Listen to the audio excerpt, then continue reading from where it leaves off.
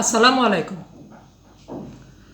অগ্রণী স্কুল ও কলেজ ঢাকার নবম শ্রেণী ব্যবসায় শিক্ষা শাখার সকল ছাত্রীকে ইউটিউব ক্লাসে স্বাগত। আমি তাজিন রহমান, সিনিয়র সহকারী শিক্ষক। আজ 10 ডিসেম্বর 2020। তোমাদের পাঠের বিষয় হিসাব বিজ্ঞান। তোমাদের পাঠ্য বইয়ের অষ্টম অধ্যায় নগদান বই আজ আমরা পড়ব। নগদান বই অধ্যায়টি তোমরা আগেও পড়েছ। এখন আমি তোমাদেরকে নগদান বই অধ্যায়টি পুনরালোচনা করছি, কারণ এই অধ্যায়টি থেকে তোমাদের তৃতীয় অ্যাসাইনমেন্টে প্রশ্ন দেওয়া হয়েছে। তাহলে ছাত্রীরা, নগদান বই অধ্যায় থেকে আজ আমি তোমাদেরকে অনুশীলনীর একটি সৃজনশীল প্রশ্নের উত্তর লেখাব। তাহলে চলো ছাত্রীরা, আমরা প্রশ্নটি লক্ষ্য করি। সকলে পাঠ্য বই বের করে নাও।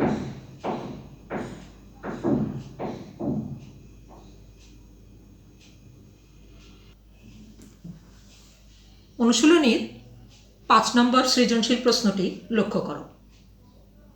2017 সালের অগাস্ট মাসে নাসির এন্টারপ্রাইজের নগদ লেনদেন সমূহ নিম্নরূপ। এখানে নাসির এন্টারপ্রাইজের কতগুলো লেনদেন উল্লেখ করা আছে। প্রশ্ন রয়েছে ক, উপযুক্ত তথ্য হতে কন্ট্রা এন্ট্রির মোট পরিমাণ নির্ণয় করো। ক নম্বর প্রশ্নের উত্তরটি লক্ষ্য করো। এখানে কন্ট্রা এন্ট্রির পরিমাণ নির্ণয়ের জন্য আমরা ছক তৈরি করেছি। প্রথমে তারিখ, তারপর বিবরণ, তারপর টাকা, বিস্তারিত টাকা এবং পরিমাণ টাকা।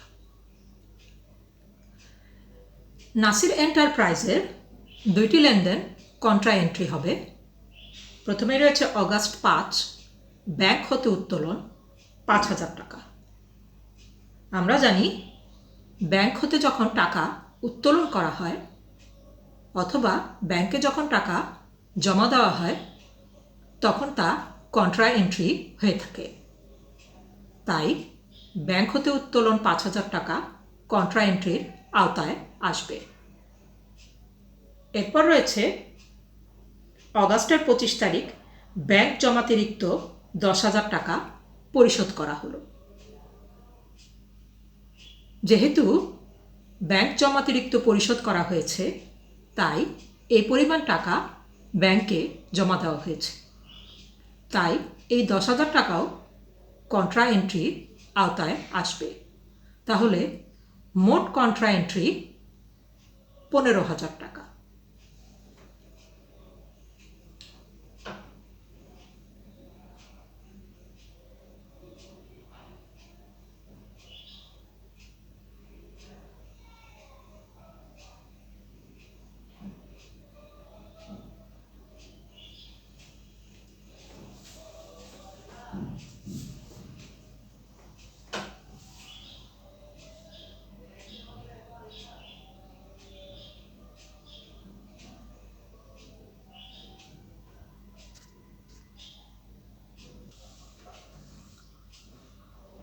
পাঁচের খ নম্বর প্রশ্নটির উত্তর লক্ষ্য করো।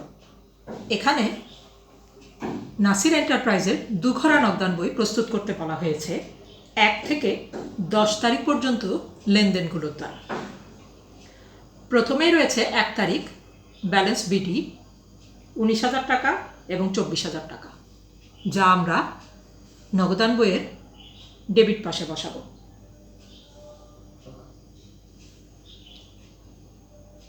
এরপর অগাস্টের 2 তারিখে রাজীব ট্রেডার্সের নিকট বিক্রয় বাবদ চেক প্রাপ্তি 7,000 টাকা।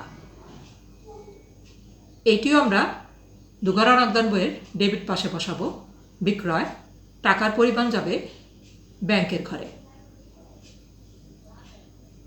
এরপর অগাস্টের 5 তারিখে ব্যাংক হতে উত্তোলন 5,000 টাকা। এটি হবে কন্ট্রা এন্ট্রি, যা আমরা নগদান বইয়ের দুই পাশেই প্রদর্শন করব। ডেবিট পাশে লেখা হবে ব্যাংক হিসাব, টাকার পরিমাণ 5,000 যাবে নগদের ঘরে। ক্রেডিট পাশেও লেখা হবে নগদান হিসাব, টাকার পরিমাণ যাবে ব্যাংকের ঘরে 5,000 টাকা। এরপর অগাস্টের 10 তারিখে পণ্য ক্রয় 5,000 টাকা, বাটা 5%। এইটি যেহেতু কারবারি বাটা, এর হিসাব আমরা নগদান বইতে প্রদর্শন করব না। আমরা 5,000 টাকার 5% বাদ দিয়ে মোট টাকার পরিমাণ প্রদর্শন করব। তাহলে ছাত্রীরা, এবারে আমরা প্রশ্নটি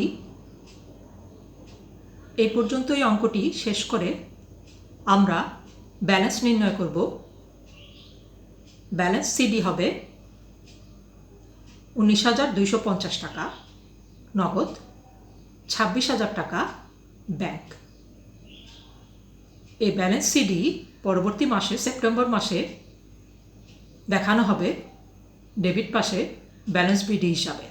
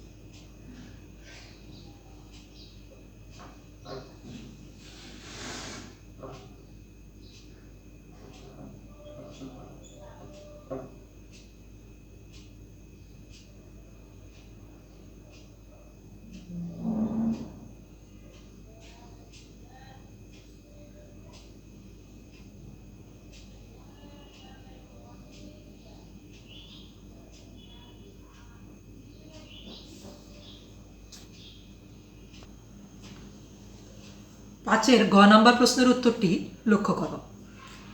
এখানে প্রশ্নটি ছিল প্রারম্ভিক নগদ তহবিল 55,000 টাকা এবং ব্যাংক ওডি অর্থাৎ ব্যাংক জমাতিরিক্ত 10,000 টাকা ধরে অগাস্ট 12 হতে 31 তারিখের লেনদেন সমূহ দ্বারা উপযোগী নগদান বই প্রস্তুত করো। এখানে যেহেতু আগস্ট 12 তারিখ থেকে শুরু করে যে লেনদেনগুলো রয়েছে তাতে নগদ পাটটা দেখা যাচ্ছে, তাই এখানে উপযুক্ত নগদান বই হবে 3 ঘরা নগদান বই। সেই প্রেক্ষিতে নাসির এন্টারপ্রাইজে আমরা একটি 3 ঘরা নগদান বই প্রস্তুত করব। উত্তরটি সবাই লক্ষ্য করো। প্রথমেই রয়েছে অগাস্টের 1 তারিখের ব্যালেন্স বিডি। এখানে নগদান হিসাবের ব্যালেন্স বিডি হবে ডেবিট পাশে 55,000 টাকা, আর যেহেতু ব্যাংকের ক্ষেত্রে ব্যাংক ওভারড্রাফট রয়েছে অর্থাৎ ব্যাংকে থেকে জমাতিরিক্ত উত্তোলন করা হয়েছে, তাই ব্যাংকের ক্ষেত্রে ব্যালেন্স বিডি হবে 10,000 টাকা ক্রেডিট পাশে। তারপর অগাস্ট 12 তারিখে জাফর স্টোরের নিকট হতে 6,000 টাকা পূর্ণ নিষ্পত্তিতে 5,800 টাকা প্রাপ্তি। এটি ডেবিট পাশে লেখা হবে নগদের ঘরে 5,800 টাকা, এবং যেহেতু 6,000 টাকার পূর্ণ নিষ্পত্তিতে 5,800 টাকা পাওয়া গেছে, তাই 200 টাকা হবে এখানে নগদ পাট্টা। এরপর অগাস্টের 18 তারিখে সাজ্জাদ অ্যান্ড সন্সের নিকট হতে নগদে পণ্য ক্রয় 3,500 টাকা। ক্রেডিট পাশে ক্রয় হিসাবে আমরা দেখাবো নগদের ঘরে 3,500 টাকা। এরপর অগাস্টের 12 তারিখে অগাস্টের 20 তারিখে সেলিমা ট্রেডার্সকে পরিশোধ 4,300 টাকা এবং বাটা প্রাপ্তি 200 টাকা। ক্রেডিট পাশে সেলিমা ট্রেডার্সের নামে নগদের ঘরে 4,300 টাকা এবং বাটা ঘরে 200 টাকা লেখা হবে। তারপর অগাস্টের 25 তারিখে ব্যাংক জমাতিরিক্ত 10,000 টাকা পরিশোধ করা হয়েছে। এখানে যেহেতু ব্যাংকের জমাতিরিক্ত যে উত্তোলন করা হয়েছিল তার 10,000 টাকা পরিশোধ করা হয়েছে, তাই এটি একটি কন্ট্রা এন্ট্রি হবে। অর্থাৎ 3 খানা নগদান বইয়ের ডেবিট এবং ক্রেডিট উভয় পাশেই এই 10,000 টাকাকে প্রদর্শন করা হবে। তাহলে অগাস্টের 25 তারিখে ডেবিট পাশে হবে নগদান হিসাব কন্ট্রা এন্ট্রি, টাকার পরিমাণ যাবে ব্যাংকের ঘরে 10,000 টাকা। ক্রেডিট পাশে লেখা হবে ব্যাংক হিসাব, টাকার পরিমাণ 10,000 টাকা যাবে নগদের ঘরে। তারপর অগাস্টের 28 তারিখে ব্যাংক জমাতিরিক্তের সুদ প্রদান 500 টাকা। এটি ক্রেডিট পাশে লেখা হবে, টাকার পরিমাণ 500 টাকা ব্যাংকের ঘরে। অগাস্টের 31 তারিখে ব্যাংক চার্জ কর্তন করল 1,000 টাকা।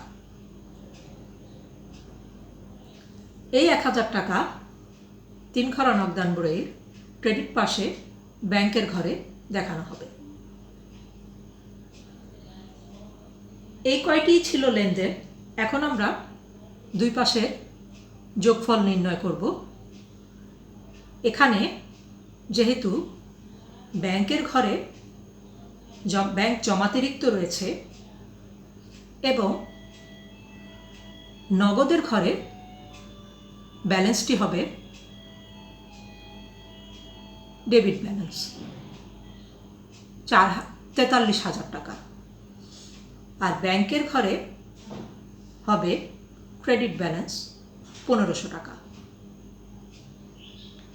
এই ব্যালেন্স আমরা পরবর্তী মাসে নিয়ে যাব। ব্যালেন্স বিডি নগদ 43,000 টাকা এবং ডেবিটের পাশে এবং ক্রেডিট পাশে ব্যালেন্স বিডি সেপ্টেম্বর মাসে 1,500 টাকা।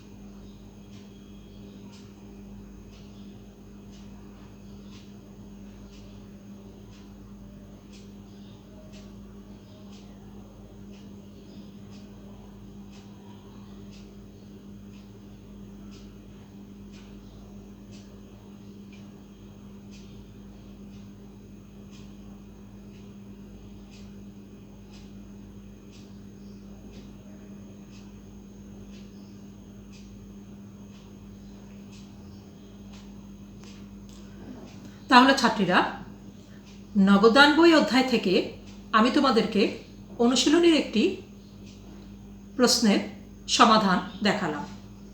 তোমাদের অ্যাসাইনমেন্টে নগদান বই এবং খতিয়ান অধ্যায় এই দুইটি অধ্যায়ের প্রশ্ন রয়েছে। খতিয়ান অধ্যায় থেকে তোমাদেরকে চলমান জের ছকে একটি প্রশ্নের সমাধান করতে বলা হয়েছে। আমি আশা করব তোমরা পাঠ্য বইয়ের আলোকে এই প্রশ্নের উত্তরটি সহজভাবেই লিখতে পারবে। তাহলে ছাত্রীরা, আজকে আমি আমার পাঠ এখানেই শেষ করব। আমি আশা করব তোমরা তোমাদের অ্যাসাইনমেন্ট সঠিকভাবে লিখে প্রতিষ্ঠানে জমা দিতে পারবে। এই সংক্রান্ত কোনো সমস্যা থাকলে আমাকে কমেন্ট করে অবশ্যই জানাবে। আমি তোমাদের প্রশ্নের উত্তর দিতে চেষ্টা করব। তাহলে ছাত্রীরা, তোমরা সকলে ভালো থাকো, সুস্থ থাকো, বাড়িতেই অবস্থান করো। বাড়ির বাইরে গেলে মাস্ক অবশ্যই পরবে। আল্লাহ হাফেজ।